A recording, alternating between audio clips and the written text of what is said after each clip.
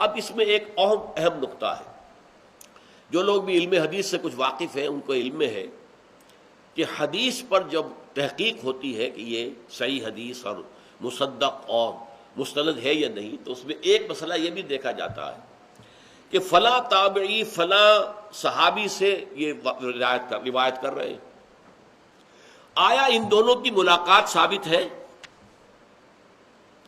جیسے کہ ہمارے ہاں سلسلہ تصوف میں کہا جاتا ہے کہ حضرت علی سے 3 سلسلے چلے اور اس کے بعد نمبر 2 جو ہے ان تینوں سلسلوں میں حضرت حسن بصری ہیں۔ اب محدثین نے گفتگو کی کہ حضرت علی کے انتقال کے وقت تو حضرت حسن بصری کی عمر تو کل 9 برس تھی اور ان کی ملاقات بھی ثابت نہیں، تو یہ سلسلہ کیسے جو ہے وہ متصل کیسے قرار پائے گا؟ محدثین تو نہیں مانیں گے۔ محدثین جو ہے اس چیز کی بنا پر حدیث کا درجہ کم کر دیں گے، یہ اب اس درجے مستند نہیں ہے، اس لیے کہ تابعی اور صحابی کا رشتہ ثابت نہیں ہو رہا، ملاقات ثابت نہیں ہو رہی۔ اب قرآن بھی جو ہے وہ یوں سمجھیے کہ حدیث اللہ ہے، ایک حدیث رسول ہے۔ حضور نے فرمایا، صحابی نے سنا اور آگے منتقل کر دیا تابعی کو، تابعی نے سنا، تبع تابعی کو، نسل بعد نسل چل رہا ہے۔ یہ سلسلہ روایت کی کڑیاں ہیں، اور قرآن مجید بھی حدیث ہے اللہ کی، فَبِأَيِّ حَدِيثٍ بَعْدَهُ يُؤْمِنُونَ، اور احسن الحدیث بھی اس کو کہا گیا۔ احسن الحدیث، بہترین بات جو ہے وہ تو قرآن ہے۔ ان احسن الحدیث کتاب اللہ، یہ ہمارے خطبہ جمعہ کے اندر مستقل طور پر یہ حضور کا ارشاد گرامی جو ہے پڑھا جاتا ہے، ان احسن الحدیث کتاب اللہ، خیر الحدیث کتاب اللہ وخیر الہدی ہدی محمد صلی اللہ علیہ وسلم۔ تو یہ باتیں ذہن میں رکھیے۔ اس حدیث کا پہلا راوی کون؟ اللہ سے کون لایا؟ جبرائیل، تو راوی نمبر 1 جبرائیل، راوی نمبر 2 حضرت محمد صلی اللہ علیہ وسلم۔ آیا ان کی ملاقات ثابت ہے، رویت ثابت ہے؟ یہ مسئلہ بڑا اہم مسئلہ ہے۔ یہی وجہ ہے کہ قرآن مجید میں 2 مقامات پر اس کی بحث ہوئی ہے۔ ایک طرف حضور کا ذکر پہلے آیا سورۃ النجم میں، والنجم اذا ہوا ما ضل صاحبکم وما غوا وما ينطق عن الهوى ان هو الا وحی یوحی علمہ شدید القوی۔ اب حضرت جبرائیل کا ذکر آ گیا، اور اسی ضمن میں آیا افتمارونہ علی ما یری، کیا تم محمد سے جھگڑا کرتے ہو اس شے پر جو اس نے دیکھی ہے صلی اللہ علیہ وسلم؟ جبرائیل کو انہوں نے دیکھا ہے۔ وَلَقَدْ رَآهُ نَزْلَةً أُخْرَىٰ عِندَ سِدْرَةِ الْمُنتَهَىٰ، اور سورہ تکویر میں فرمایا گیا وَلَقَدْ رَآهُ بِالْأُفُقِ الْمُبِينِ وَمَا هُوَ عَلَى الْغَيْبِ بِضَنِينٍ وَمَا هُوَ بِقَوْلِ شَيْطَانٍ رَجِيمٍ۔ رویت جو ہے حضرت جبرائیل کی، دیکھیے حضرت جبرائیل یا تو انسانی شکل میں آتے تھے تو ظاہر بات ہے کوئی دقت ہی نہیں، عام طور پر حضرت دحیہ کلبی رضی اللہ تعالیٰ عنہ کی شکل میں آتے تھے، وہ نہایت حسین تھے، صحابہ میں سے نہایت حسین و جمیل، ان کی شکل میں حضرت جبرائیل آ جاتے تھے۔ اور ایک مرتبہ ایسا بھی ہوا ہے کہ ایک ایسی شکل میں آئے کہ خود حضور نہیں پہچان پائے۔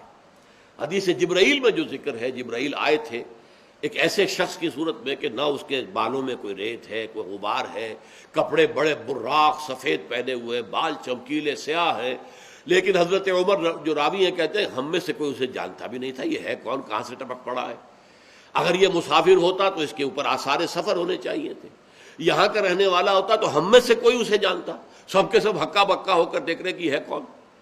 اور حضور نے بھی ایک روایت جو ہے اس میں فرمایا کہ جاؤ تلاش کرو اسے، جب وہ واپس چلے گئے ہیں سوال جواب کے بعد، ذرا لاؤ اسے واپس۔ جب تلاش کیا کہ کہیں نظر نہیں آیا، زمین نگل گئی کہ آسمان ان کو لے گیا، تب حضور نے فرمایا اوہو یہ جبرائیل تھے جو انسانی شکل میں آئے تھے تاکہ تمہیں تمہارے دین کی تعلیم دیں اور وہ سوالات کریں جو تم نہیں کر رہے ہو، تمہیں کرنے چاہیے تھے۔ اسلام کیا ہے، ایمان کیا ہے، احسان کیا ہے، یہ سوالات تمہیں کرنے چاہیے، تم نے نہیں کیے۔ اذ لم تسألوہ، جب تم نے یہ سوالات نہیں کیے تو اللہ نے جبرائیل کو انسانی شکل میں بھیجا۔ لیکن یہ انسانی شکل میں ہونا تو ظاہر بات ہے، ان آنکھوں نے دیکھا، حضور کی ان آنکھوں نے۔ ایک ہے اصل ملکی شکل میں جو فرشتے کی اصل صورت ہے، اس میں صرف 2 مرتبہ دیکھا حضور نے۔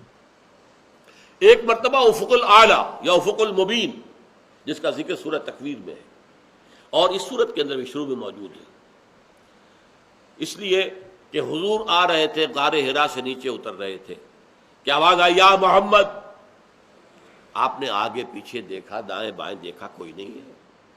تھوڑی سی گھبراہٹ ہوئی ہے، کیسی ہے، کس کی آواز؟ چل پڑے آگے. پھر آواز آئی یا محمد. پھر دیکھا دائیں بائیں آگے پیچھے کچھ نہیں.